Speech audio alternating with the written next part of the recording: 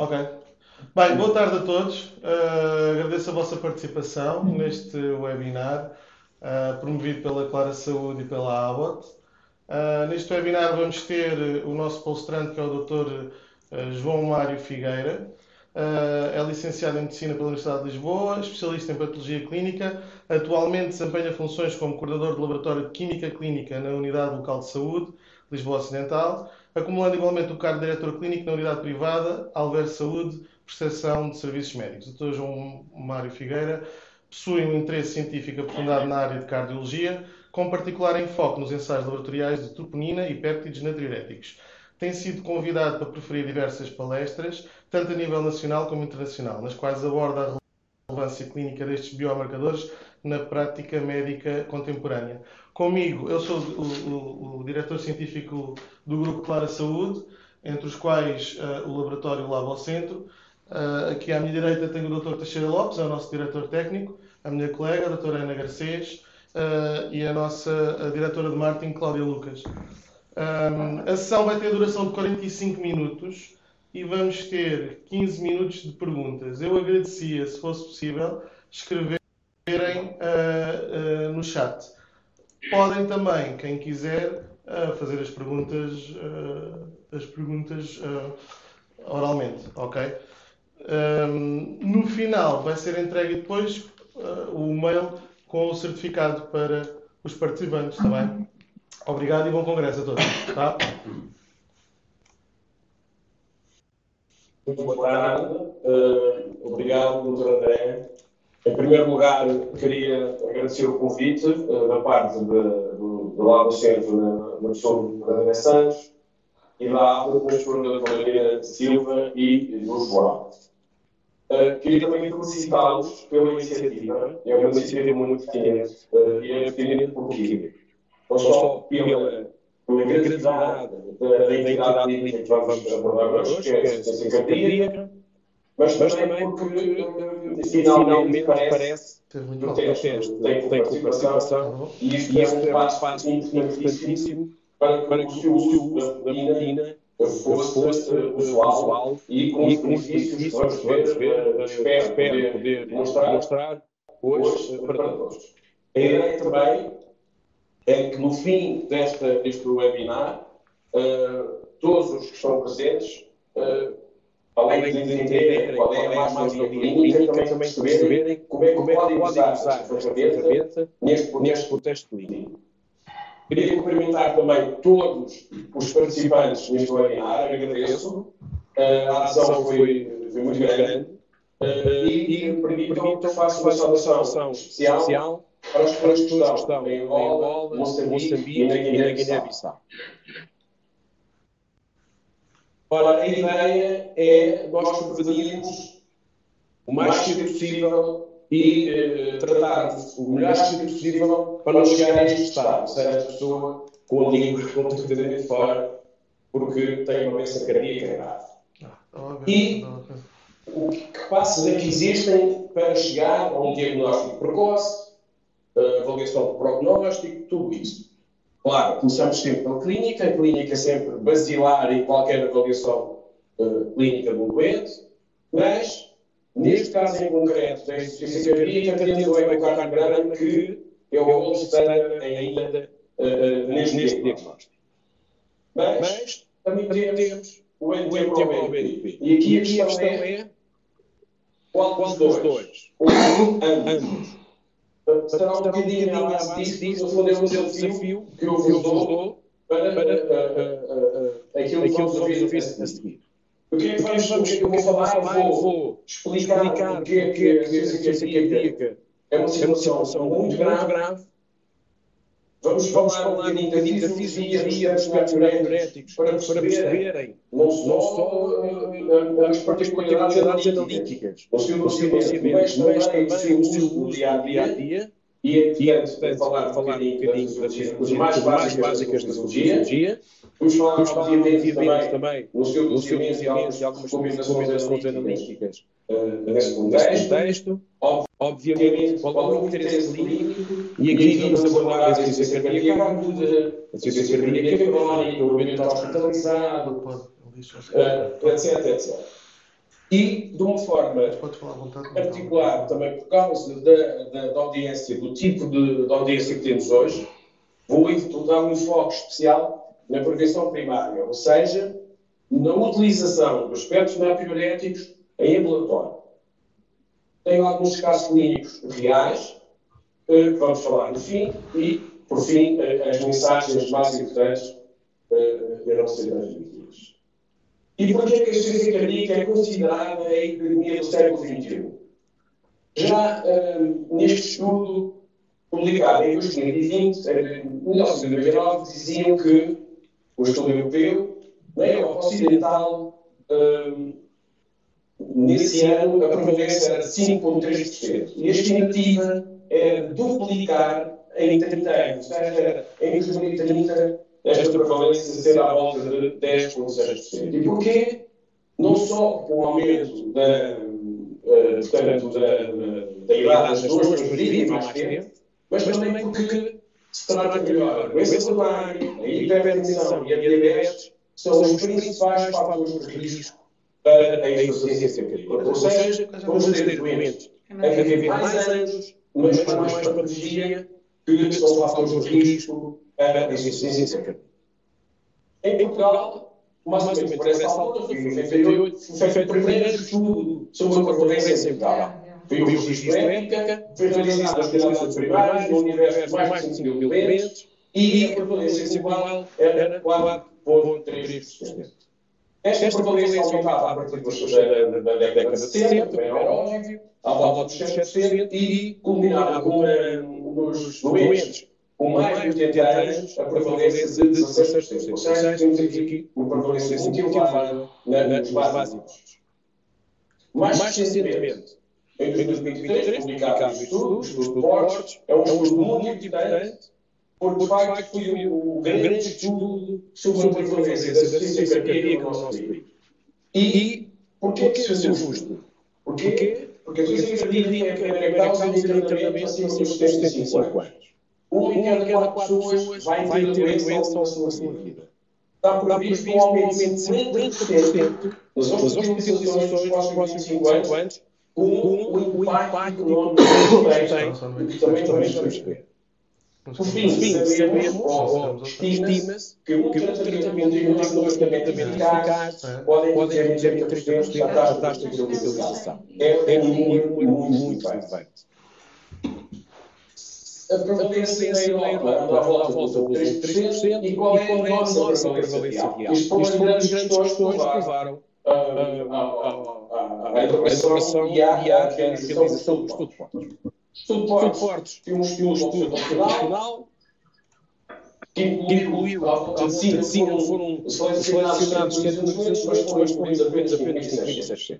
Com idade com 50 ou mais anos, e todos os doentes foram avaliados do ponto de vista clínico, fizeram o NT-proBNP, o ecocardiograma, e foram questionados para avaliar a qualidade de vida e as suas condições sociodemográficas. O estudo correu em 22 de setembro de 2023, e o grande objetivo era, de facto, determinar a prevalência da insuficiência cardíaca na população portuguesa. E o que se veio verificar foi que, na população com 50 ou mais anos, a prevalência global foi 16,5%. Lembra-se daquela estimativa de 2030 era 16%. Depois, verificou-se que entre os doentes com insuficiência cardíaca, a grande maioria, tinha uma fação de injeção cruzada. Mais. Um em cada 6 portugueses com mais de 50 anos tem a doença. Esta doença era mais prevalente no Alentejo. Era menos prevalente no Algarve, e na zona o quais aqui os participantes trabalham, a prevalência é muito alta, são 18,8%. Ou seja, é importante termos isto como orientação dia a dia e usarmos todas as ferramentas possíveis para não só diagnosticar mais cedo, como começar o tratamento mais cedo para prevenir hospitalizações, mortes, etc. Ou seja, mais de 90% dos doentes desconhecia que tinha insuficiência cardíaca. Isto é um dado muito importante. Eu penso que o uso do anticoagulante vai reduzir drasticamente este número, porque desconheciam que provavelmente também não tinham o diagnóstico. E o desconhecimento era mais evidente nas pessoas com fração de injeção travada, é óbvio, que é a fração da população que tem mais insuficiência cardíaca, 20, no sexo feminino e nas pessoas mais idosas, com mais de 70 anos. Quais são as consequências destes números? Fundamental aumentar e o diagnóstico para iniciar mais precocemente o tratamento e, tantíssimo, prevenir fatores de risco. Volto a realçar: diabetes da cabeça, hipertensão, doença pulmonar. Além da idade, claro. E também, reparem, os custos de hospitalização, comparado com as neoplasias e o infarto, a insuficiência cardíaca lidera destacada os custos de hospitalização destes doentes.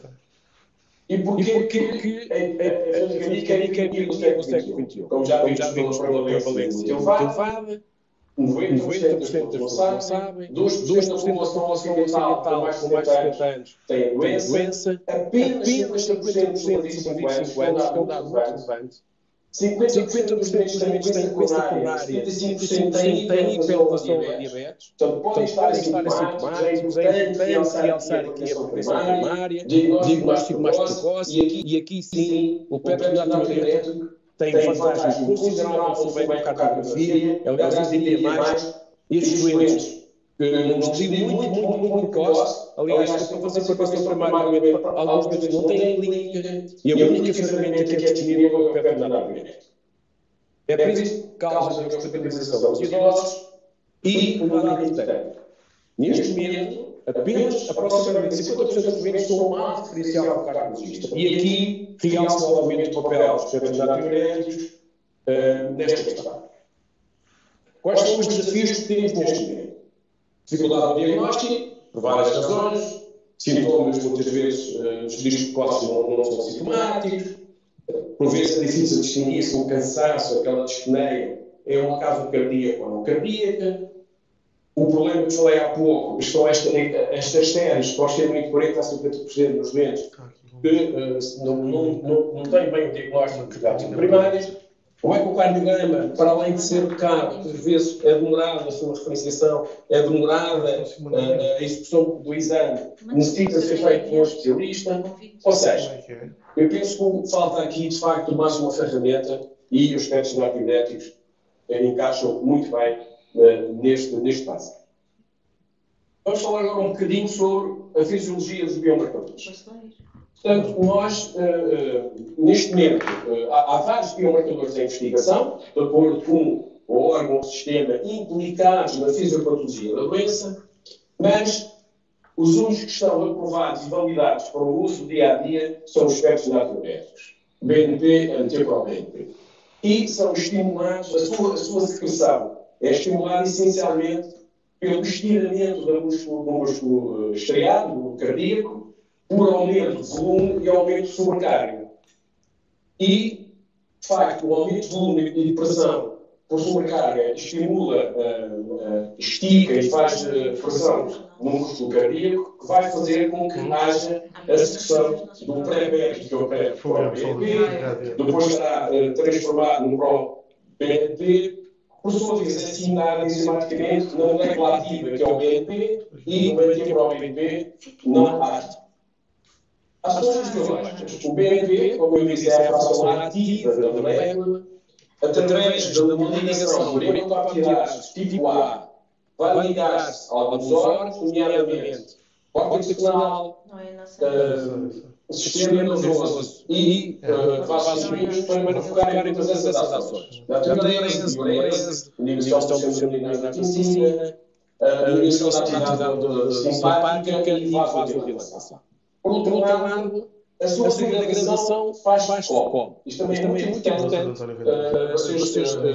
Não se esquecerem que vou dizer assim, degrada-se de duas formas, de uma forma ativa, através de uma ligação com a entidade e da nitroglicerina, que é a principal forma de degradação do pênis. Nós vamos dar enfoque na nitroglicerina por causa do uso do valsartán, sapumitril, muitos colegas voltaremos ao assunto mais à frente. O NT-proBNP não há a parte não ativa da molécula e é degradado mais precisamente através do rim, do fígado e do músculo.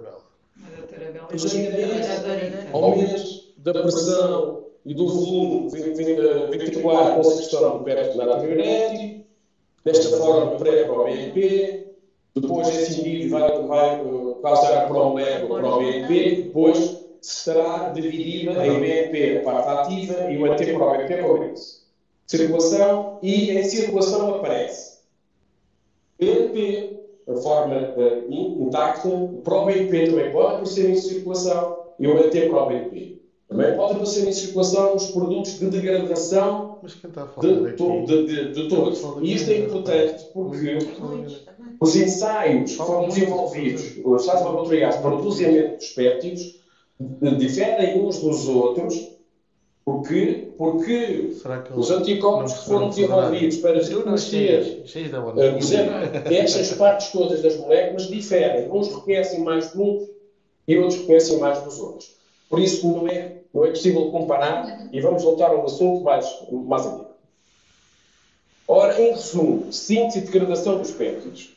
O anti-proBNP tem uma preparação mais passiva, como eu disse, renal e através do fígado e músculo esquelético.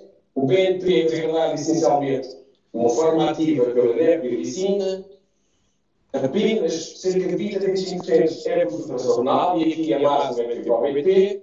Em termos de medida, eles também são diferentes. O anti-proBNP tem uma medida mais longa, 6 a 120 minutos, versus 20 minutos do BNP. Isto é importante também depois na sua utilidade clínica, porque é que usam mais o anti-proBNP em vez do BNP. Há várias razões que vamos falar mais adiante.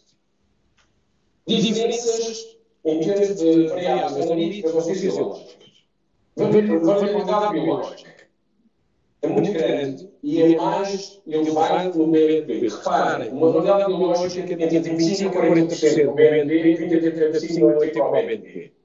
E porque isto é importante porquê? Porque quando estamos a fazer abordagens seriadas, temos abordagens seriadas de um modo e outro, qualquer alteração no valor para cima ou para baixo, que seja inferior a 20%, 25%, 30%, cuidado, porque pode ser apenas uma variabilidade biológica e não significar nem melhoria clínica nem agravamento. As medidas já falamos, é mais prolongada no BNP. Os resultados são comparados, ou seja, vamos comparar o valor do BNP com o valor do BNP, até porque tem campos diferentes pelas razões que disse anteriormente, relativamente ao resultado.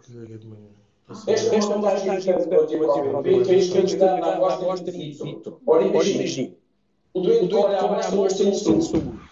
Por exemplo, o BNP tem que ser processado rapidamente, por 3 horas, porque não pode ficar a mais do que isso temporariamente. O anti-proBNP pode ficar pelo menos 24 horas sem haver degradação da amostra, do metabolito. Tipo da amostra. Outra vantagem do anti-proBNP pode ser feito em soro, ou plasma com DTA, ou plasma com heparina. O BNP é apenas em plasma com DTA. Variáveis fisiológicas, isto é muito relevante, e vamos ver mais à frente porque é que eu estou a dizer isto agora, são as variáveis fisiológicas individuais que podem alterar o valor que nós recebemos do laboratório. A obesidade é muito importante. A obesidade é um fator muito importante no BNP, tal ordem que quanto maior o IMC, nomeadamente superior a 30, mais baixo será a concentração de péptidos natriuréticos, nomeadamente o BNP. E porquê? Porque os antiplásticos têm os receptores que eu falei há pouco, o receptor tipo A, tipo C, que fazem a degradação do BNP. Portanto, quanto mais antiplásticos, mais receptores, o BNP degrada-se mais rapidamente. Por outro lado, há uma superexpressão de neuroglicina nos doentes obesos. Ou seja, quanto mais o IMC, mais neuroglicina existe para degradar o BNP. E para terem uma ideia, o IMC, acima de 30, temos 30, 35, 35, 40. Reparem, a resolução pode ir de 25% a 40% no valor do BNP nomeadamente. Ou seja, eu estou no valor do BNP, no momento que tem um IMC de 40 ou 35, Eu tenho que olhar para aquilo e pensar, eu tenho que descontar 30% disto para saber que este valor é só pela insuficiência cardíaca, está bem? E que não tem aqui somado o valor da obesidade. E isto é uma fatura importante porque mais à frente vamos ver como é que vamos ultrapassar isto. A idade. Em ambas as moléculas aumentam com a idade, por várias razões, a insuficiência cardíaca, a função renal vai se deteriorando. Função renal também aumenta para anos, mais no NT-proBNP, porquê? Porque ele degrada-se mais pelo rim, enquanto o BNP não se degrada-se muito pouco passivamente pelo rim. Degradação, aqui tem o impacto da função renal no NT-proBNP, principalmente. Reparem, taxa de filtração inferiores a 30, aumenta de 35%. Taxa de filtração de 45 a 70 podem aumentar até 15%. Obesidade. Doença renal crónica tem um impacto muito grande no valor que vamos obter e vamos ver mais à frente como é que ultrapassamos isto. A degradação, já falei. A neprilisina é fundamental no BNP, enquanto o NT-proBNP é uma modulação mais passiva, nomeadamente no via renal. E aí está a nossa neprilisina e porquê é que é importante. Como sabem, há um fármaco, sacubitril valsartan, que é usado na insuficiência cardíaca com fração de injeção reduzida, são aprovado e validado para estes doentes. E o que é que faz o sacubitril? Vai inibir a via de degradação através desta endocartilase. Ou seja, vai atuar aqui, o BNP não vai ser degradado, e o que é que acontece na prática? Vamos ter uma subida paradoxal do BNP no tratamento, apesar do doente estar melhor clinicamente. Ou seja, os indutores da neprilisina são uma nova terapêutica contra este doente, criado para a situação reduzida, fazem os níveis do BNP para a situação que eu falei, afeta praticamente todos os ensaios BNP, embora com magnitudes diferentes, e os ensaios NT-proBNP não são afetados pela diminuição periodística. E de facto, é o que diz aqui esta recomendação das sociedades internacionais. De facto, o BNP não é substrato da periodícia. E o primeiro estudo que foi feito, que comprovou isto, foi o Paradigma HF Trial. Isto já tem uns aninhos, isto foi publicado em 2019, mas o estudo foi realizado há muito mais. Pode-se descobrir o valsartan e o sacubitril para o tratamento dos doentes. Então, o que é que aconteceu? Temos aqui dois grupos, um grupo indicado com o sacubitril, valsartan, outro grupo com o enalapril, e depois fomos ver o que é que acontecia nos níveis de NT-proBNP versus o BNP. E como se pode ver aqui no grupo no que fomos dosear o NT-proBNP, verifica-se que no início do estudo tinha valores muito elevados, o doente estava com insuficiência cardíaca, e passado 8 a 10 meses, verificamos na curva com uma descida considerável no NT-proBNP à medida que o fármaco fazia a sua ação. No grupo fomos dosear o BNP, reparem, o valor de carga inicial, a curva parece muito mais baixa, mas deve ter a ver com os cut-offs. O BNP, a concentração é muito mais baixa, com a mesma magnitude de doença que o NT-proBNP. Mas reparem que depois, no fim do estudo, eles sobem só um bocadinho e a concentração final está acima da concentração inicial. Ou seja, isto que o primeiro estudo provou, que de facto, o BNP não servia para monitorizar os estudos. Em resumo, o que é que eu tenho a ver do NT-proBNP, apesar de ser do Benfica, versus do BNP? Porque tem uma semivida mais longa, maior estabilidade da amostra, podemos escolher em vários tipos de tubos, menor ou nenhuma interferência do sacubitril valsartan, menos variabilidade biológica, melhor desempenho analítico, melhor sensibilidade clínica. Ou seja, o facto de ter uma semivida mais longa é mais fácil perceber as formas mais ligeiras e mesmo as alterações em termos de follow-up dos doentes. Fatores clínicos também interferem nos valores que obtemos. Já falamos dos fatores fisiológicos, o IMC, a doença renal, também temos fatores clínicos. E isso sublinho alguns. uns que aumentam também os níveis de espectros natriuréticos. Fibrilação auricular, vamos falar um bocadinho mais em particular desta arritmia, que é uma arritmia muito comum. Doença renal já falamos, a idade.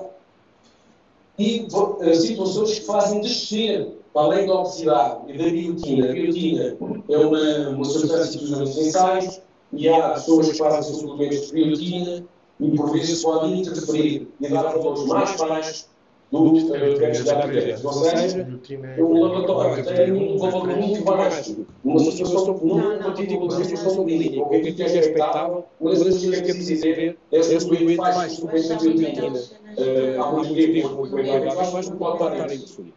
Além de obesidade, já falei, que faz crescer os valores. A suficiência cardíaca, a comparação de gestação observada, também, em cerca de 20% dos doentes, deve ter uma descida fictícia, entre aspas, dos espectros naturais. Doença renal crónica. Apesar do que eu disse, os espectros natriuréticos têm um valor prognóstico para eventos cardiovasculares nestes doentes, principalmente no contexto da insuficiência cardíaca. Ou seja, a doença renal crónica está muito associada à doença cardíaca e vice-versa, mas apesar disso, tem valor prognóstico. Há necessidade de resultados católicos. Há senhor, e com o anti-ProBNP, para a insuficiência cardíaca aguda, já temos os católicos para lilinho e idade, e vamos falar disso mais à frente. Fibrilação auricular. Uma arritmia grave muito comum está associada a um aumento, independentemente de existir ou não insuficiência cardíaca, isto é importante. O desempenho dos espectros natriuréticos pode estar atenuado. Ajustar os católicos é importante.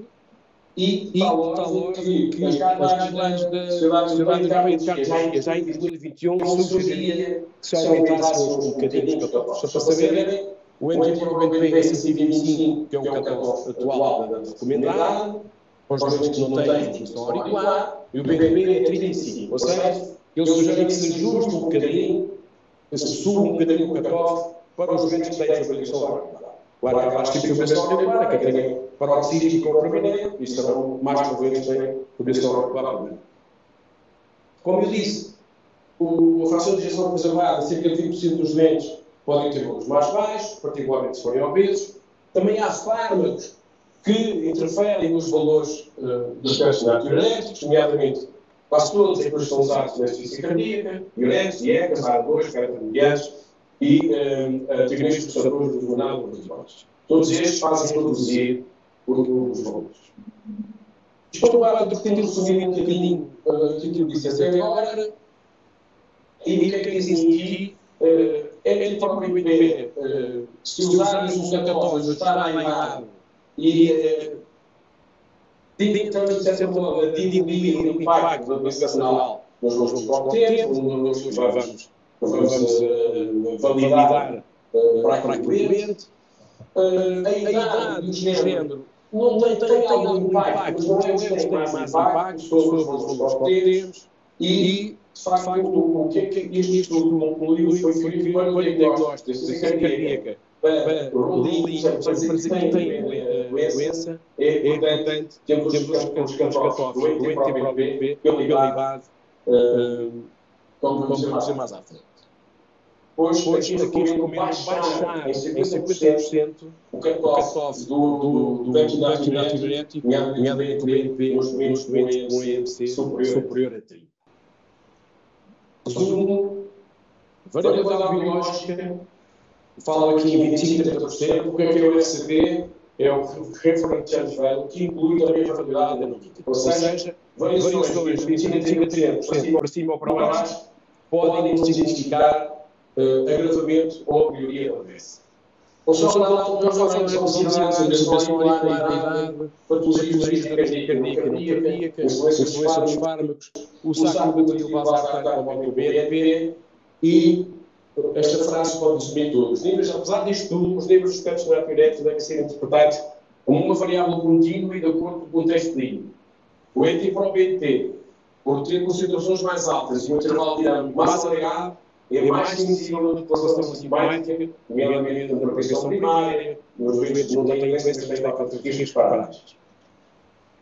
E para ultrapassar estas variáveis todas que eu falei, IMC, doença renal, extraorbicular e outras probabilidades que interferem e podem impactar no valor que obtemos e estão, de certo modo, a tornar um bocadinho irrisório o valor que obtemos do perto energético. Este grupo,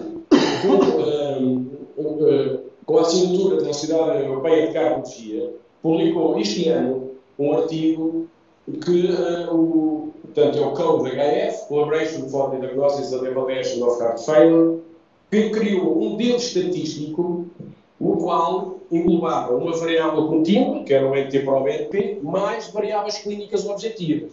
A idade, taxa de oxidação glomerular estimada, hemoglobina, IMC, frequência cardíaca, pressão arterial, se tinha um nome edema, se tinha um nome de POC, doença cardíaca isquémica e história de exercício cardíaco. E o que é que fizeram? Portanto, foram buscar os resultados de 14 estudos realizados em 13 países. Mais de 10 mil adultos foram selecionados adultos na urgência com suspeita de insuficiência cardíaca aguda. Estamos a falar de insuficiência cardíaca aguda. E foram avaliar o valor preditivo negativo de acordo com estas variáveis: o sexo, a idade, taxa de oxidação glomerular estimada e IMC. E qual é o impacto que isto tinha? E o que é que se verificou? Se usarmos só o cutoff do NT para o BNP, se repararem, o valor preditivo negativo tem um desempenho pior. Como podem ver ali no gráfico, o valor preditivo negativo está um passo abaixo dos 90%. Nomeadamente nos mais idosos, nos doentes renais mais graves, os mais obesos, enquanto que, usando o CODE-HF, o tal esquema matemático que eles desenvolveram, sentimos bem excelente em todas as variáveis. Não sei se conseguem ver, mas todos próximos dos 100%. Ou seja, a conclusão é que estas variáveis clínicas, este esquema matemático de cálculo, juntando o NT para o BNP com aquelas variáveis clínicas, é uma grande ferramenta para ultrapassar aquela viés que é introduzido para aquelas variáveis todas que eu falei. Recomendações analíticas para o doseamento dos espectros da natura. Para não se ter os dois tipos mensais, uns automatizados, outros ou não automatizados, está para ver assim. A utilização automatizada diferem uns dos outros. Porque useiam parte das moléculas inteiras por diversas concentrações. O tipo de resposta é muito aceitável. É uma grande amplitude de medição, até 35 mil picogramas por mililitro. Claro, mas temos desempenho analítico e uma relação muito eficaz. O point of care. O point of care faz algum... É importante falar do point of care também com o facto de ter um teste participado, o facto de haver mais conhecimento na universidade veterinária. Para o uso de espectro pode fazer sentido o point of care. Peço desculpa, temos que ser mais rápido, apesar de ter menos sensibilidade analítica, é mais impreciso, só medimos até aos 9 microgramas por mililitro, mais caro, e aqui a diferença é bastante grande, mas temos locais mais remotos, ou em qualquer sítio, para decidir se o doente vai a urgência ou não. Porque chega ao centro de saúde de Maneia, vai para a urgência, pode ser cardíaco ou não, é importante, porque usando o point of care do BNP, pode tirar doentes à urgência. Organização. Pelas que eu disse, temos ensaios distintos, anticorpos distintos, medições distintas, resultados comparáveis, não. E porquê? Como eu disse, os epitopes que eles tinham uma série de empresas, os epitopes que se conhecem, é ali, noutras, é ali, podem ver a mesma coisa, quando conhecem sítios diferentes da molécula, tanto os resultados não podem ser comparados. Isto é um exemplo de uma carta de avaliação externa da qualidade, que o trabalho do laboratório conhece. Fiz uma pergunta para e como podemos ver aqui, estas empresas todas têm o BNP, também e obviamente reparem a diferença e os espaços de experiência. Neste estudo feito na Suécia, entre 2011 e 2021, a avaliação externa, com 46 testes participantes, o que é que se concluiu? Os processos de separação em relação aos cutoffs cumprindo os critérios da ESCC, inferiores a 10%, o problema estava no desvio entre eles. Os valores, a diferença entre eles era muito grande. E por isso, recomendava-se usar materiais de referência e calibradores comuns. O que é que diz a ESCC sobre este assunto? Não usar ensaios diferentes da prática clínica, caracterizar os níveis de ensaios na sua implementação, isto se sabe, referências verificar a habilidade, como eu disse, nomeadamente da cirurgia cardíaca aguda para o Berlim, nomeadamente para o BNP, ter atenção à doença cardíaca, a doença crónica, a doença auricular e a IMC. Quando realizar os testes. Mais. E precisamos dizer que tem que ser inferior a 10%. É importante para a gente que trabalha em laboratório, o luciamento, o CP, a incisão do laboratorial tem que ser inferior a 10%. E atenção, total, o FCP 30%, valorizar sobre 30% das amostras triárias. Então são os resultados, já falamos sobre isto bastante, e os doentes indicados com indicadores de anacrílice. Interesse clínico. Vamos abordar, como eu disse, a insuficiência cardíaca aguda, a insuficiência cardíaca crónica e várias outras situações.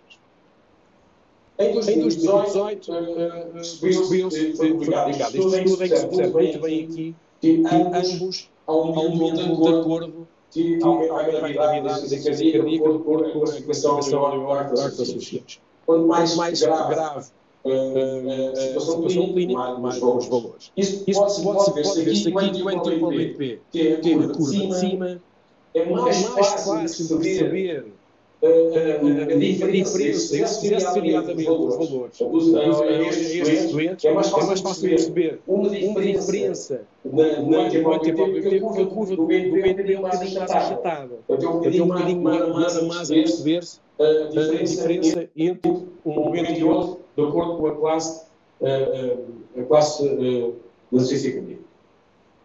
A insuficiência cardíaca, o que é que diz a Sociedade Europeia de Cardiologia, a última que saiu foi em 2023, que é um upgrade de 2021, diz o seguinte: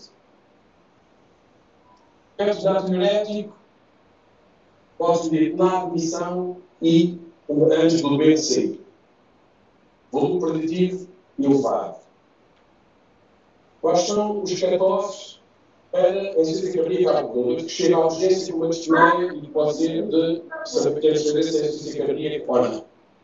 Portanto, para além da avaliação clínica, se tivermos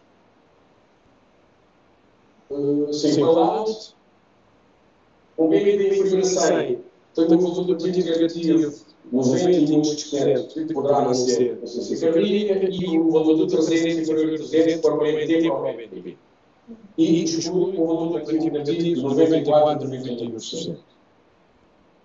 Para mim, BNP superior a 400, o NT para o BNP, temos que usar a mobilização pela idade. 450, 60 anos superior a 450, 50 a 75, o dobro, superior a 75 vezes o dobro, 1800 picogramas por minuto. Se qualquer desses valores, provavelmente é preciso investigar e confirmar que é insuficiência cardíaca. Este estudo fez uma avaliação de desempenho dos cutoffs, que claramente usavam a insuficiência cardíaca aguda. Aliás, estes cutoffs, o 300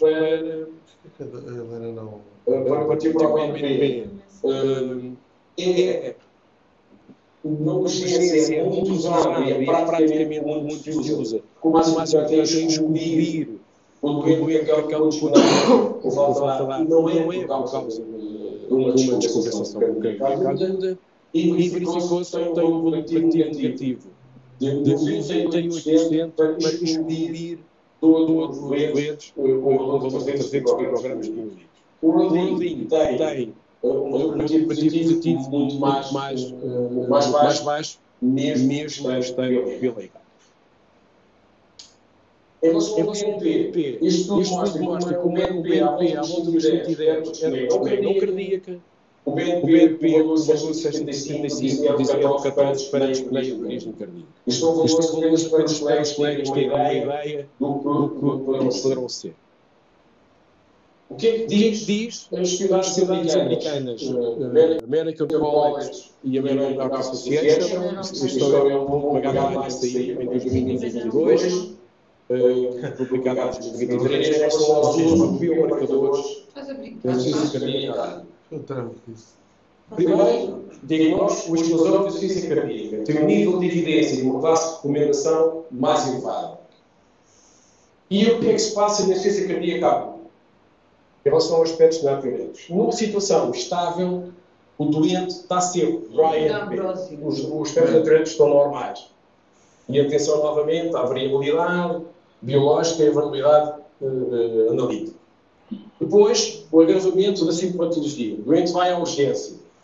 Logo o papel dos aspectos natriuréticos, melhora a precisão diagnóstica, tem um alto valor preditivo negativo, diminui a taxa de decisão clínica, estratifica os doentes, diminui o tempo de decisão na urgência e também tem valor prognóstico.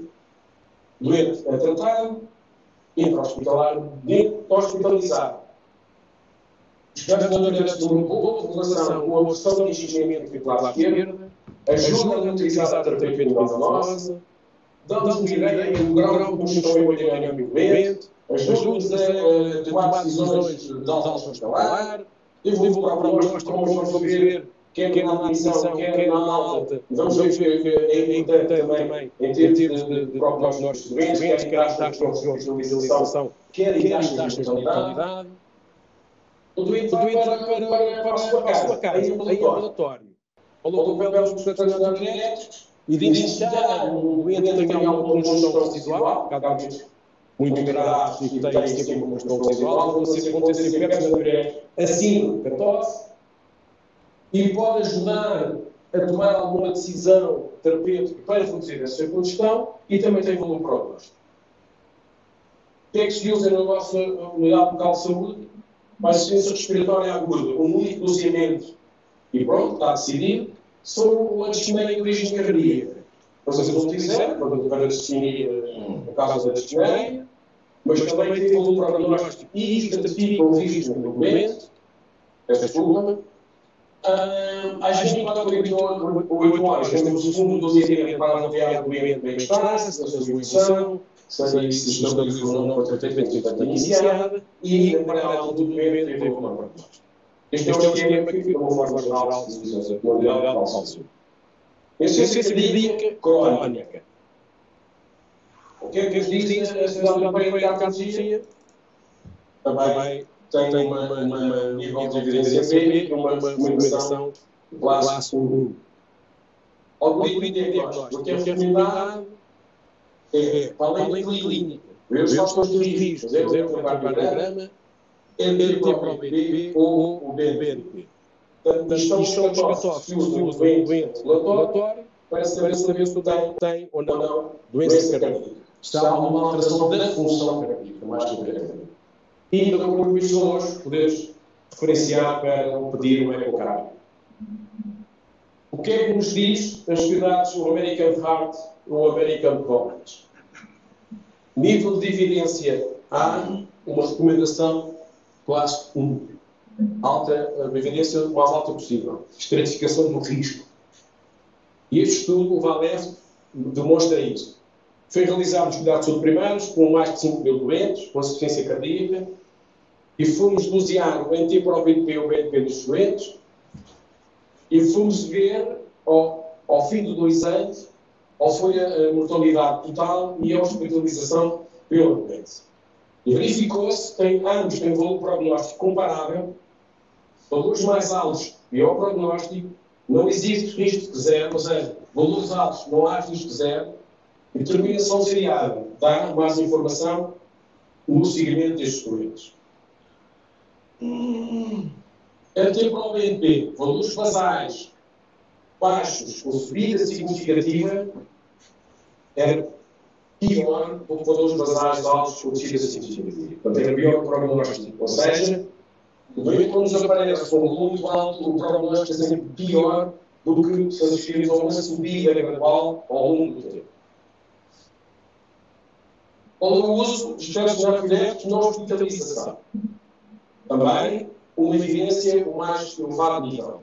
nomeadamente na admissão. E tem todo porquê, aquele valor tem diferença para o prognóstico do doente.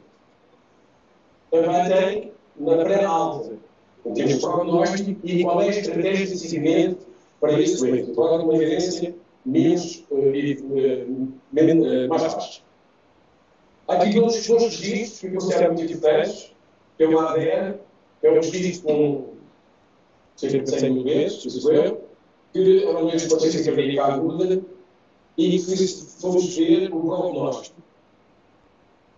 E verificou-se que, vamos falar da hospitalização, o NPV na admissão do doente, nível hospitalar, superior àquele valor que ele está, ao 186, que é um valor que foi validado no campo de estudo, não penso que seja para toda a gente. A mortalidade ao ano e o NPV superior àquele valor de 730, a mortalidade hospitalar, todos estes indicadores superiores a isto, o risco era muito grande para estes nossos avós. Mas, era muito importante o valor objetivo para a mortalidade e o risco que hoje da rendição não vai. Portanto, isto todos provam que o momento de mortalidade é importante o valor à entrada e agora à saída do momento. Os doentes têm uma insuficiência cardíaca muito grave. Há critérios para isso, segundo a Sociedade Europeia de Cardiologia. E são definidos por vários critérios. Basta ter um destes que seguem seguir o que estão a ver. E um deles é ter valores dos espectros neurogenéticos especialmente elevados ou estão sempre a aumentar. Portanto, isto é um valor de risco, é um critério para dizer que isto é uma doença cardíaca grave. Mas, com níveis elevados de níveis elevados, é maior o risco de mortalidade total, mortalidade cardiovascular e eventos cardiovasculares a curto e longo prazo. E acrescenta o valor prognóstico dos doentes. Novas indicações. Em agosto, há um mês atrás, o Congresso Europeu de Cardiologia e foram revisitar algumas guidelines. Uma delas foi as valvulopatias. O que é que eles diziam? O que é que dizem em relação ao papel dos casos neurogenéticos neste doente? Nós temos muitos destes doentes em ambulatório. Dizem o seguinte: servem para confirmar a severidade da doença, gravidade, ajudam a monitorizar a progressão da doença e a determinar o timing da intervenção. É um preditor independente e poderoso de mortalidade. Valores elevados estão associados com maior mortalidade total cardiovascular, assim como a maior taxa de rehospitalização dos doentes submetidos à substituição valvar. Ou seja, os doentes fazem a substituição valvar, põem a prótese, depois vão para o ambulatório e é preciso seguir os doentes. Claro que os doentes têm a sua consulta hospitalar, por vezes não vão, ou por vezes, por várias razões, não vão à consulta, mas são seguidos no centro de saúde. E é importante ter esta noção. Mas, doentes com miocardite e pericardite, guidelines de 2025. O valor basal do NT-proBNP é importante ter na alta hospitalar e é importante para o follow-up em ambulatório. Ou seja, o doente é internado, tem um valor basal, onde chega, e é importante para isto. E é preditivo de insuficiência cardíaca no futuro, o NT-proBNP. Gravidez e doença cardiovascular. Nós sabemos que há muitas grávidas que são seguidas no centro de saúde, nas consultas de planeamento familiar, as grávidas são seguidas no centro de saúde, muitas grávidas. O que é que disse as guidelines de 2025? Na gravidez e no pós-parto, logo a seguir ao pós-parto, valores normais de peptidogénicos, um valor preditivo negativo, muito elevado, para insuficiência cardíaca. Penso que isto é uma nova. Os colegas que falam dos obstetras, dos ginecologistas, vão com certeza começar a usar desta documentação. Mas, uma mulher com cardiopatia, doença valvar, valor basal de intervenções filiadas a gravidez pós-parto, é uma optimização e ajuda a diagnosticar doenças de cardiovascular. Quer dizer que elas não voltaram. Sim. Só naquele momento só. Para a cirurgia é importante ver aspectos genéticos. Pós-cirurgia, temos ali Antes de natureza no dia de 7 dias, dentro dos 7 dias pós-cirurgia, um volume operatório depende por 845, o anticoagulante superior a 618, preditores independentes de insuficiência cardíaca 30 dias depois. Ou seja, penso que a máxima utilização dos espectros neste contexto clínico da cirurgia não cardíaca. E a cirurgia não cardíaca já é uma utilização anteriormente a estas variáveis de mobilidade. Embolia pulmonar. Outra situação muito comum na urgência. Isto é um estudo português, publicado na revista Pesquisa Cardiológica em 2011, que diz o seguinte: NT-proBNP elevado, tromboembolismo pulmonar com pior evolução a curto prazo. Tem uma excelente habilidade para predizer a morte por qualquer causa aos 30 dias. 2025, voltamos às ganas de 2025 para falarmos de embolia pulmonar. Diagnóstico de embolia pulmonar aguda. Ali está NT-proBNP. Mas, qual é a estratégia para os doentes inicial, para os doentes estáveis, com embolia pulmonar aguda confirmada? Isto é um score, há vários fatores que ficam no score, um deles são os marcadores de sobrecarga. Negativo. Pode ir para casa mais cedo se todos aqueles forem negativos, incluindo os efeitos antidiuréticos. Eu quero dizer com isto, é mais uma função destas moléculas na estratégia clínica de tratamento dos doentes, neste caso a embolia pulmonar.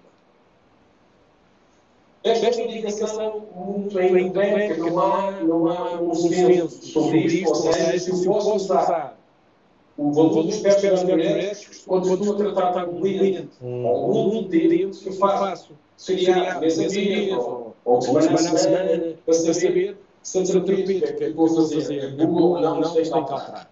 Há vários estudos, estes estudos puderam positivos, ou seja, é uma ferramenta importante, há outros estudos que contradizem aquilo. De uma forma, em 2023, a Sociedade de Cardiologia manteve a indicação que não há evidência ainda suficientemente forte que suporte o reforço aqui. A determinação rotineira, seriada do BNP ou do BNP que faça seguir a eficácia da terapêutica. Eu digo contínuo porquê? Porque estes doentes, mesmo fazendo seriadamente, vão fazer antidiuréticos ou dananã, 6 meses, 2 anos de notificação, que é diferente de estar a fazer mês a mês. Mês não está indicado, não há evidência. No resto, há evidência, como temos visto até.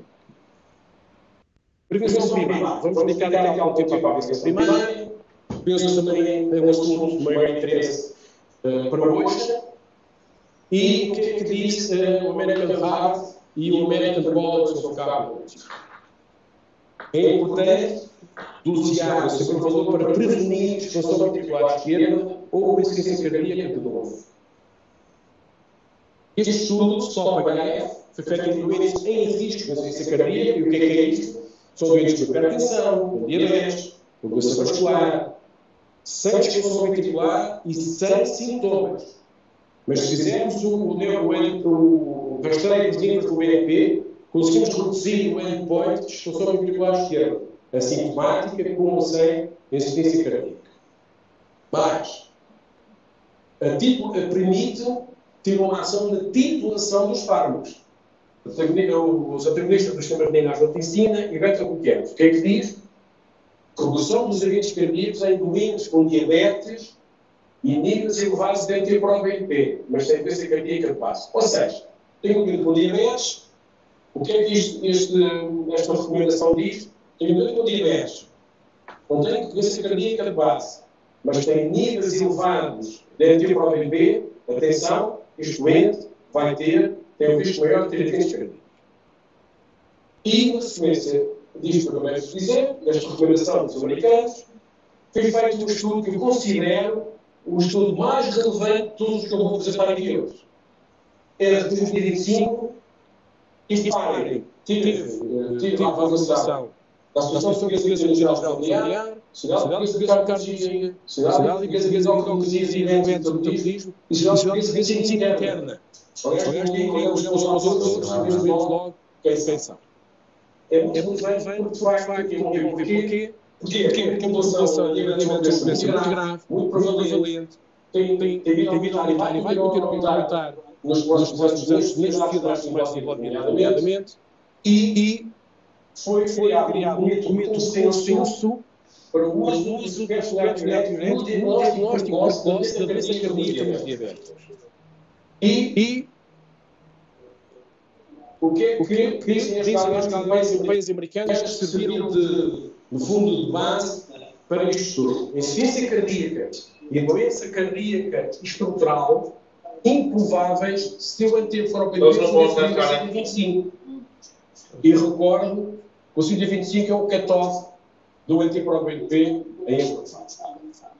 Mas, foi feito IDF por mais de 30 anos, foi feito nos cuidados primários, tivemos mais de 30 anos, e foram avaliados os sintomas e os sinais doentes, e fizemos antidiuréticos, e o que fizemos os antidiuréticos? Foram ver qual era o impacto da idade, do sexo, do IMC, da doença renal crónica, da doença auricular, no uso dos antidiuréticos nesta população. Para chegar a um consenso, para termos valores de cutoff, tendo em consideração estas variáveis que vos disse. Sexo, obesidade, doença renal crónica, doença auricular. E já falamos sobre isso, mas recordo que também, ou sublinho que a fibrilação auricular também impacta batimentos cardíacos superiores a 90 batimentos por minuto, o aumento dos testes neonatais pode chegar a 100%. E o que é que eles fizeram? Criaram uma ferramenta. Assim como há uma calculadora para a taxa de filtração glomerular estimada, também há uma calculadora a partir de agora para calcular o anti-ProBNP de acordo com aquelas variáveis que estão ali, que são o sexo, a idade, o IMC, a taxa de filtração glomerular estimada e o batimentos cardíacos. É só entrar ali no teu link, não sei se conseguem entrar aqui, vou tentar. Posso? Correto, não sei se consigo.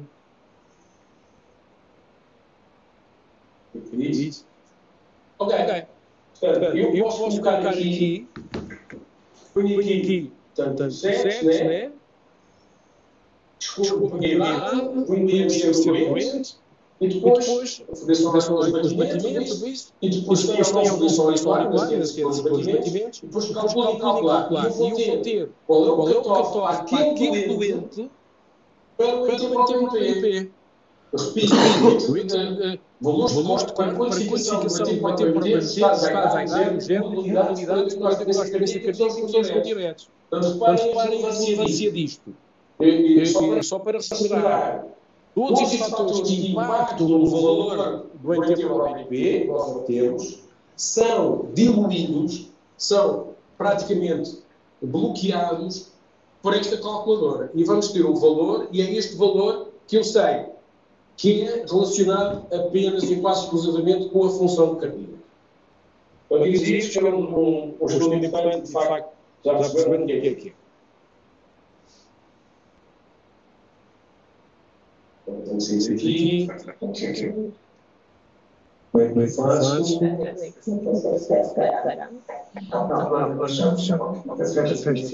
Olha aqui. Ok, vamos continuar. E nestes doentes, quando é que devemos pedir o anti-ProBNP? Informação relevante nos cuidados primários. É importante ir ao doente. É importante saber os fatores de risco e a patologia da doença cardíaca tem ou não tem. E então, o consenso diz o seguinte: diabetes sem comorbilidades e anti-ProBNP inferior a 125 deve-se pedir ao fim de 2 a 3 anos. Um volume basal, depois vamos ter, se o volume basal é inferior àquele valor, vamos pedir ao fim de 2 a 3 anos. Diabetes com fatores de risco, obesidade, hipertensão, doença crónica, doença cardíaca, vagismo, uma diabetes metabolicamente não controlada, mas o anti-ProBNP normal, fazer anualmente. Mas os níveis elevados fazem, se o nível for elevado, a frequência dos pedidos vai depender da gravidade, e a gravidade é avaliada também com esses anos, e da dimensão, claro, dos níveis das áreas do antiproblémico. Temos aqui um algoritmo. Vocês vão passar a estação sem guia, mas vocês vão googlar o artigo e garanto-vos que vale a pena. Então, o que é que eles recomendam? Todos os doentes com diabetes. Se o doente tem menos de 50 anos, mas com fatores de risco, pedir antidiurético. Todos os doentes com mais de 50 anos, a todos pedir. O valor significativo, muito pouco provável que tenha insuficiência cardíaca ou doença diabética neural.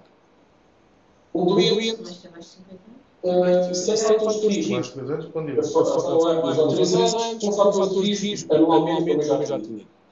Por outro lado, o doente com valor superior a 125.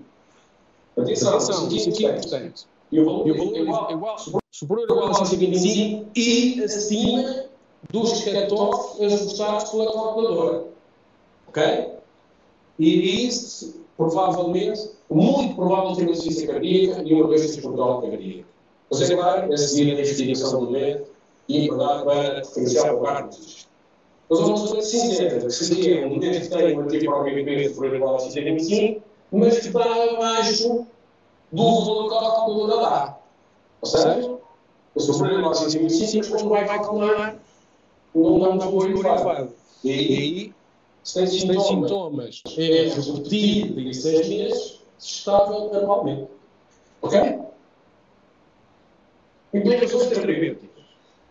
É tempo para viver elevados, sem insuficiência cardíaca ou outra doença cardíaca e evidência para aumentar a terapêutica é escassa. Estudo com Tiago, diabetes, mais em tempo ao BP, mesmo sem insuficiência cardíaca, é importante e a titulação dos fármacos ajuda no prognóstico dos doentes e na clínica e na qualidade de dos doentes. Diabetes foi tempo ao BP, os inibidores do SGLT2. Os clínicos sabem o que é isto, reduzem os riscos cardíacos nos doentes com insuficiência cardíaca. Ou seja, estes colegas que fizeram este artigo, no doente diabético, é tempo ao BP para eles é muito importante. Exatamente. Para fazer o follow-up dos doentes, para fazer a diferenciação dos doentes e para tratar os doentes, como aqui se vê. Em 2018, nisso, tanto os ingleses publicaram também os cutoffs para os doentes e o valor superior a 2.000 para o BNP diferenciados urgentemente para tocar no risco no prazo máximo de 2 semanas, superior a 400 era provável que tivesse insuficiência cardíaca e desde 400 a 2.000 diferenciado dentro das 6 semanas. Depois, prevenção primária, mais uma vez. Isto é um grande estudo que foi feito no Reino Unido, nos cuidados primários, com mais de 7 milhões de doentes. Parem bem na validade dos resultados que obtiveram. E o objetivo é identificar os doentes com insuficiência cardíaca mais cedo. E o que é que fizeram? Portanto, durante 14 anos, foram seguidos mais de 7 milhões, mais de 7 milhões de doentes. Por mais de 1.000 clínicos. Doentes com uma média de idade de 62 anos. E o que é que aconteceu? Separar aqui, a partir de 2010, quando publicaram as guidelines do NICE, houve um aumento do número de testes pedidos, quer do BNP, quer do BNP. E o que é que se verificou? O grupo de doentes com níveis estáveis, que é a direita, quer do BNP, quando não tinha insuficiência cardíaca. Sua vez, os níveis elevados, reparem na oscilação sempre acima da linha de base, não é? Houve uma subida, quer do pé, quer do outro. A taxa de detecção foi de 10% após a execução dos testes e a conclusão dos investigadores é, de facto, um aumento da testagem pode ser necessário em cuidados primários para facilitar um diagnóstico mais cedo, num estadio mais facilmente tratado. Cuidados primários. Um estudo feito em Portugal, publicado em 2022. A professora Gabriela Fonseca liderou este processo, foi feito com os cuidados primários e era um estudo de impacto orçamental. E o que é que se verificou? O objetivo era, de facto, quantificar o impacto no Serviço Nacional de Saúde da introdução do NT-proBNP para o diagnóstico de insuficiência cardíaca crónica. Portanto, em relatório. Os doentes houve 3 braços. Doentes que fizeram os cuidados padrão sem PEP natriurético, outros utilizaram o point of care e o outro braço fizeram o NT-proBNP no laboratório. O que se verificou? Foram mais de 80 mil doentes, reforço com a apresentação sugestiva de insuficiência cardíaca crónica, houve uma poupança de mais de 900 mil euros nos doentes que deram teste no laboratório e mais de quase 3 mil euros nos doentes que deram pó. Porquê? Houve uma redução de custos, não há dúvida, porque fizeram-se menos ecocardiografias, houve menos internamentos e menos consultas. E aqui está a diferença da verba entre o POC e o laboratório. Porquê? O doente, fazendo o POC naquele sítio, não tem que ir fazer fora e voltar para o médico. Até esta é a razão porque há uma diferença grande. De qualquer modo, o que se verificou, seja qual for a estratégia, há uma redução considerável de custos. Outras indicações. Além das que eu já falei, foram muitas. Não dizia, por exemplo, ou seja, uma vez que se faça fármacos cardiotóxicos, é recomendado fazer os testes de arteriológicos. Hipertensão pulmonar, doença cardíaca congénita. E esta frase é muito importante. Temos que gerir melhor a insuficiência cardíaca. Um grupo de colegas, o Dr. João Pazão Manel e o Dr. Jorge Ferreira, desenvolveram uma estratégia chamada Together, em parceria com o Eolar, com o grupo europeu, e a ideia é ultrapassar barreiras na gestão da insuficiência cardíaca. E há barreiras de saúde, barreiras de conhecimento, sistemas de saúde, barreiras do momento e barreiras do próprio. E a estratégia passa em cuidados primários, em base de dados, hospitais terminais, hospitais centrais. Há um registro de saúde eletrónico nacional, com indicadores de qualidade, para depois partilhar o nível do Eurocard, com o objetivo de identificar mais cedo, mais uma vez, e otimizar a terapêutica médica dirigida. Espero que não estejam aí fartos de ouvir. Agora vamos passar nos casos clínicos. Olha aqui o caso clínico, insuficiência cardíaca, com fração de injeção reduzida. Então, temos um doente que entrou em 25 anos, sexo masculino, 42 anos, autónomo, tipo de tratamento eletivo para implementação de um dispositivo para melhorar o desempenho da bomba cardíaca. E antes de passar para o transplante cardíaco. Neste dia, tinha um NT-proBNP de 414. Portanto, 42 anos, insuficiência cardíaca grave, apesar de tudo, um valor relativamente baixo. E o vaso relativamente baixo.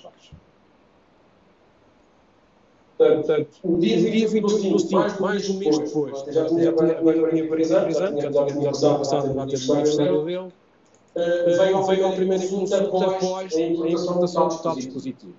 Portanto, como se vê ali no problema, insuficiência cardíaca avançada, o miocardiopatia dilatada não esquece. Tem um infarto miocárdio grave, portanto, é um doente com insuficiência cardíaca muito complicada. E pela indicação, vejam, faz prosmínios, isoprodina, faz o DEPAR, o Vasartan, por isso que é a fração de injeção reduzida, espironolactonas, dapagliflozina, toda a medicação que os doentes fazem. Portanto, obviamente, muito grave. E, recordando o dia 5, 414, no dia 10, provavelmente coincidiu com a implantação dos dispositivos, subiu para 4.500, mas o que é que na altura, passado mais ou menos um mês, 9 de maio, já tinha um valor de 360 euros. Portanto, quando teve alta, saiu com 416. Portanto, voltou mais ou menos ao valor basal dele.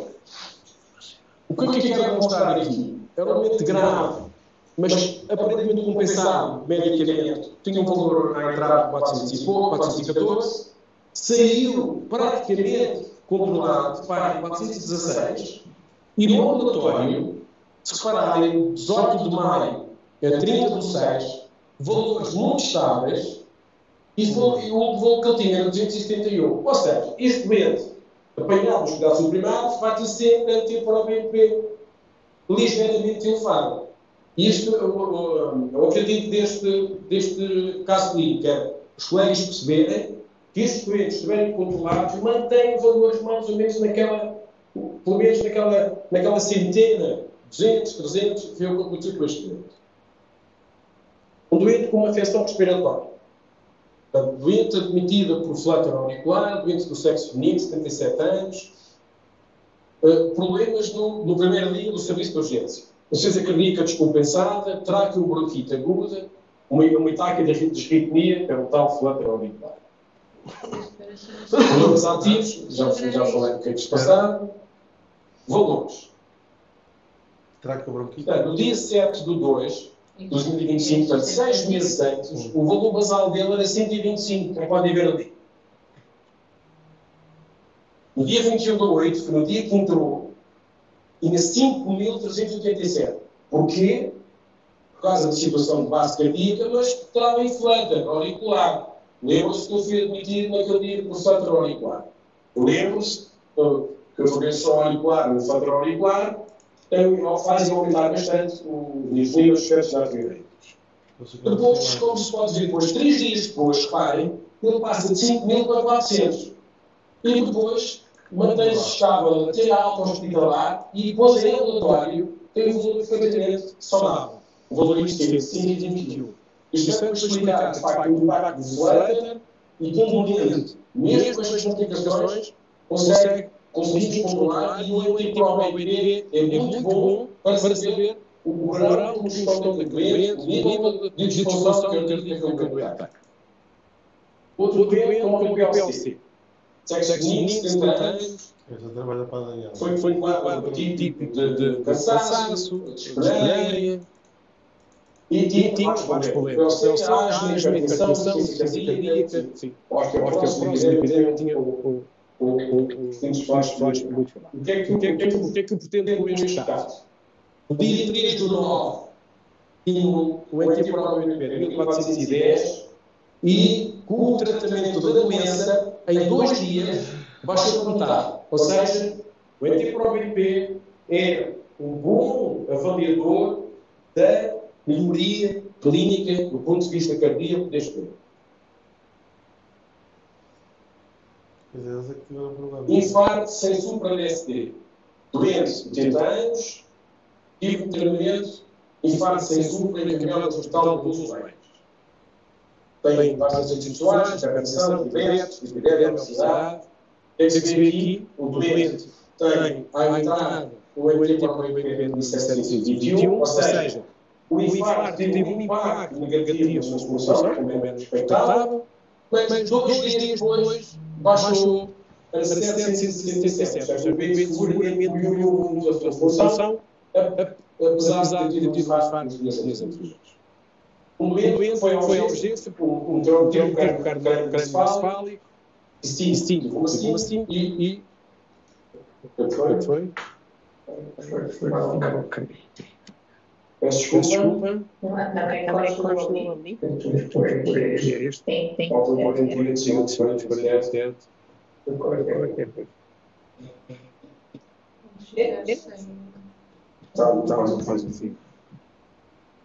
A câmera ali continua, já está aqui.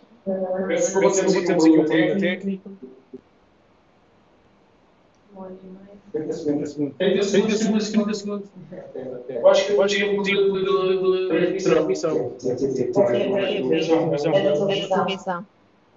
Fala. Isto aqui.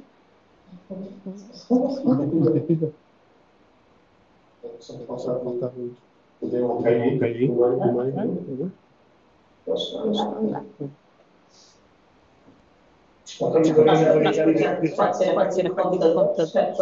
Eu partir do computador. Precisa de ter. Tá. Desculpa, A imagem do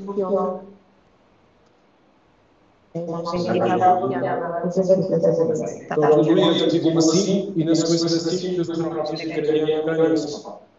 Vindo sexo benigno, 53 anos, tem um ECG com alterações de novo, e este ECG com alterações de novo, vendo ondas invertidas, fez com que pedissem os marcadores de doença cardíaca, a troponina manteve para o BNP, mas reparem, o BNP para o BNP deste doente está perfeitamente inocente, ou seja, esta sim, quase certeza que ele foi de origem cardíaca, e aquelas alterações do ECG, mesmo com uma alteração em relação ao ECG anterior, isto revela, de facto, que o doente não tinha qualquer problema cardíaco.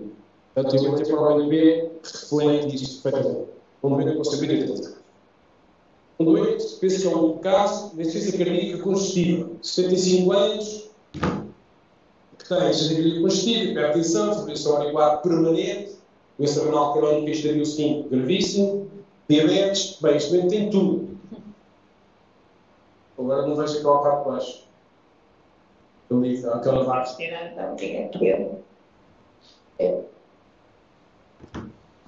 Peço desculpa. Eu posso-vos dizer que aquela seta diz que o ET para o BNP era de 1732. Ora, ele entrou em 23 de 9 de 2025. E aquele valor é de 2018, que está ali, era de 1730. Ou seja, o doente com este quadro todo de comorbilidades tinha um valor já elevado. No dia, em 2 anos, um ano depois, tinha 846, estava melhor.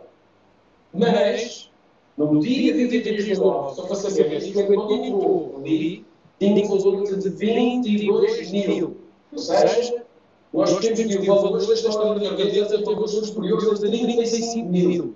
Principalmente se for o PCCPI acabado, o estudo funcional já 3 ou 4, muito enzimático, e que tem uma doença renal crónica associada, e se for não tem clínico de 5, seguramente que é um problema. E vamos terminar com as mensagens finais. Recomendações aos clínicos.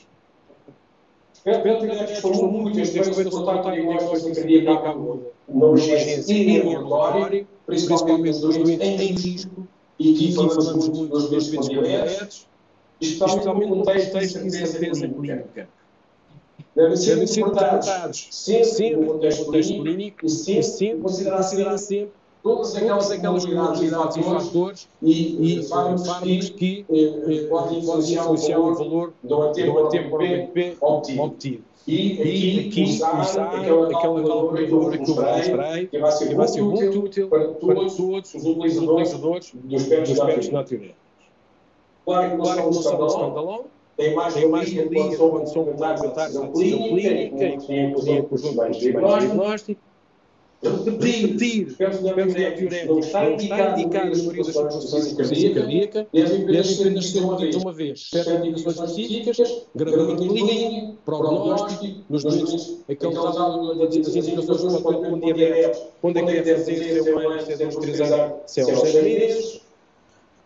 Quanto aos estes clínicos, não existe diferença no desempenho de ambos. Fazer um laboratório central ou POC, serviço de urgência, depende maioritariamente se o TAP do laboratório central cumpre as necessidades dos clínicos. Em ambulatório, pode fazer sentido o POC para reduzir o número de visitas de seguimento. Atenção à coparticipação. Os resultados não são comparáveis entre eles, como eu falei. O NT está melhor organizado e tem melhores requisitos analíticos e clínicos. A avaliação interna da qualidade CV inferior a 10%, nos limites de decisão, e participar em programas de avaliação externa. Em quem testar? Serviço de urgência, diagnóstico diferencial da disneia, em ambulatório, teste inicial, quando o ecocardiograma não está disponível, ajuda a diagnosticar mais cedo na população de alto risco, como já falei, uma estratégia de prevenção, ajuda a referenciar ou não para a cardiologia, melhorar as diferenciações, otimizar, porque os meios não são poucos, as experiências para as consultas demoram muito tempo e vamos reduzir a lista de espera se referenciarmos melhor. Internamento, como já disse e falei, na admissão e alta hospitalar, ajuda a estratificar o registro do doente e o prognóstico, quer de mortalidade, quer de hospitalização. E quem não testar? Também é legítimo fazer esta pergunta.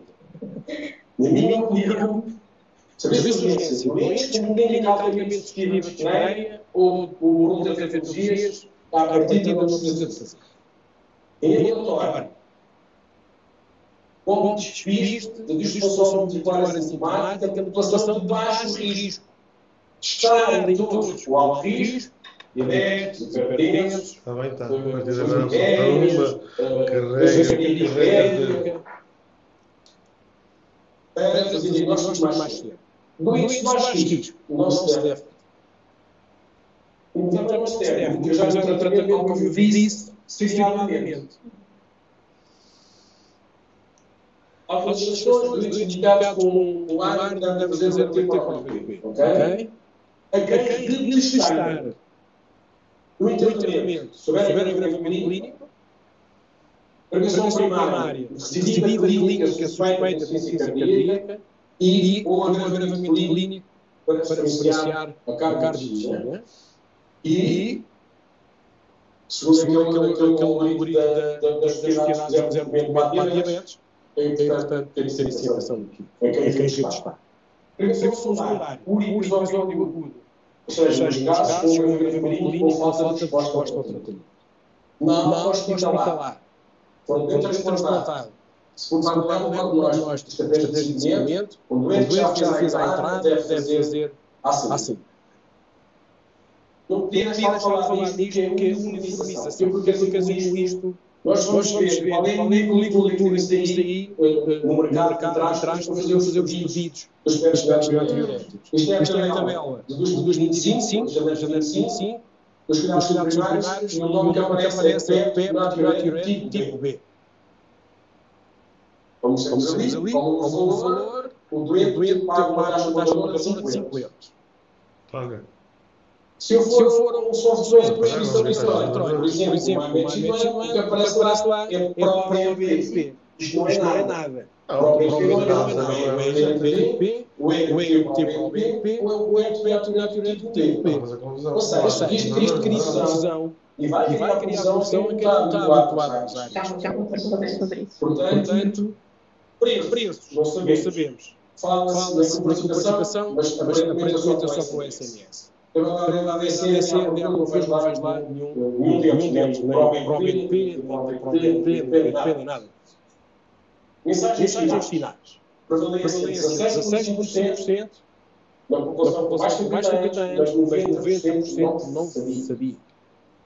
E juntos, together, devemos ultrapassar as barreiras para uma gestão ótima de insuficiência cardíaca. E juntos é tudo. Muito obrigado.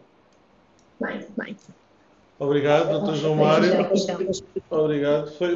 Eu achei muito esclarecedor. E nós temos que hoje foi aqui. Agora já está. Tá? Nós temos aqui já uma pergunta interessante sobre o mesmo que o Dr. João Mário acabou de fazer, que é, no seu entender, faz sentido que o BNP tenha passado a ser participado pelo SNS e não para o BNP. Está uma confusão? Não, uma confusão. O que fica participado é o péptido natriurético. Independentemente de qual seja. Quer a BNP, quer a antipró-BNP. Então, o que está lá, como eu mostrei, a nomenclatura é péptido natriurético. Portanto, o NP para o BNP como participar. Claro. Pronto. Depois temos aqui mais duas perguntas do Dr. Mas são? Apesar da não comparabilidade dos resultados entre ensaios diferentes, devem-se usar os mesmos catógrafos, certo? Sim, os catógrafos ficam validados para todos os ensaios separadamente. Ou seja, mesmo que haja ensaios diferentes, com anticorpos a reconhecerem epitopos diferentes da molécula no ensaio, nós devemos seguir as guidelines das sociedades internacionais. E devemos usar os catógrafos que eu falei, quer para a insuficiência cardíaca aguda, quer para a insuficiência cardíaca crónica. E agora, com a inovação de usarmos uma calculadora, e termos uma calculadora, e cada vez mais vai ser importante isso, para obviar o impacto negativo do IMC, da fibrilação auricular, da doença renal crónica, nos valores do antiprobente. Consegue? Compreendo-lhe aqui. Aqui, os valores de referência católicos devem seguir com os resultados. Conseguem ouvir? Temos aqui um comprimento de... Sim, por norma, os resultados devem seguir com o cutoff. Mas o cutoff é universalmente conhecido, porque depois a calculadora é usada como um link. O link, quando recebe uma cadetinha, vai calcular a taxa de informação da calculadora que tem no seu computador, no gabinete, né? O mesmo está a passar nos casos. O antidiabético, eu diria, ou outro doente, em prevenção primária, com fator de risco, vai usar a calculadora com o valor que recebe no laboratório. O valor que a calculadora vai dar pode decidir diferente ou não do valor obtido no laboratório. Isso claro. Conseguem nos ouvir? Cumprimento, doutora Antônia Velosa cardiologista, que pelo som não conseguiu seguir muito, mas até na apresentação que pôde seguir, que aproveitou o estranho pela excelência, qualidade e vida de jornalismo, e reconheceu bem os seus casos. Vamos fazer um colega cardiologista do nosso grupo. Um colega conferência de obrigado pelas palavras que disse. Só tem questões, então, alguma questão verbal, terão que tirar o mute e fazer a pergunta. Conseguem nos ouvir? Sim, pode estar mudo. Eu não cheguei a perceber se me ouviram. Queria agradecer ao Dr. João Mário pela excelente apresentação. Mesmo com estes problemas técnicos, acho que correu muito bem. Eu tinha uma pergunta. O BNP ainda faz sentido?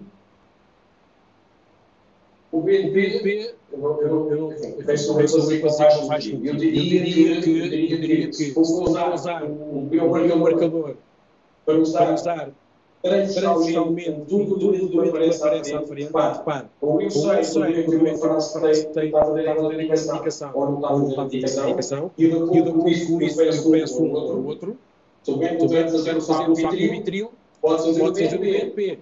Mas por razões analíticas, por razões de estabilidade da amostra, pela semivida, pela melhor desempenho analítico, o antiprobente versus o BNP, é antiprobente.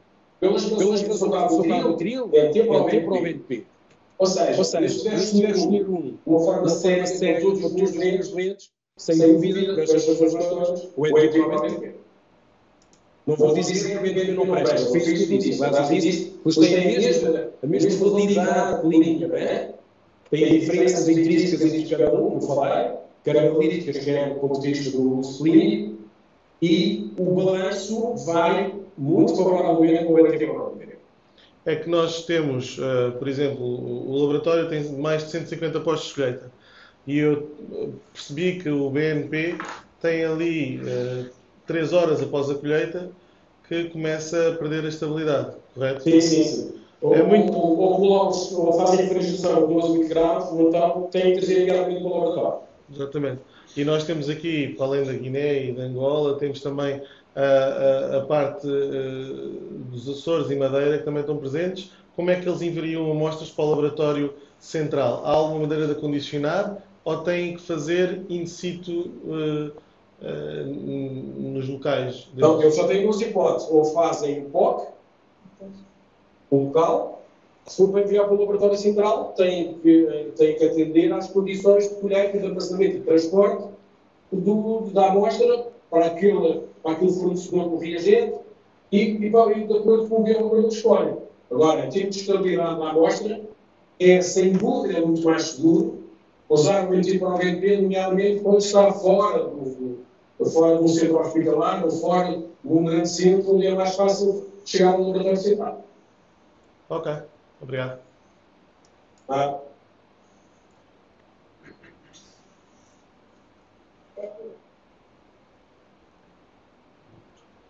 Alguma questão?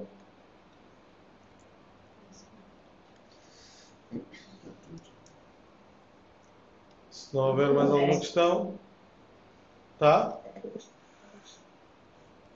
Muito obrigado. Obrigado nós também. Obrigado a E todos. até o próximo. Obrigado a todos pela participação. Obrigado. Obrigado. Obrigado.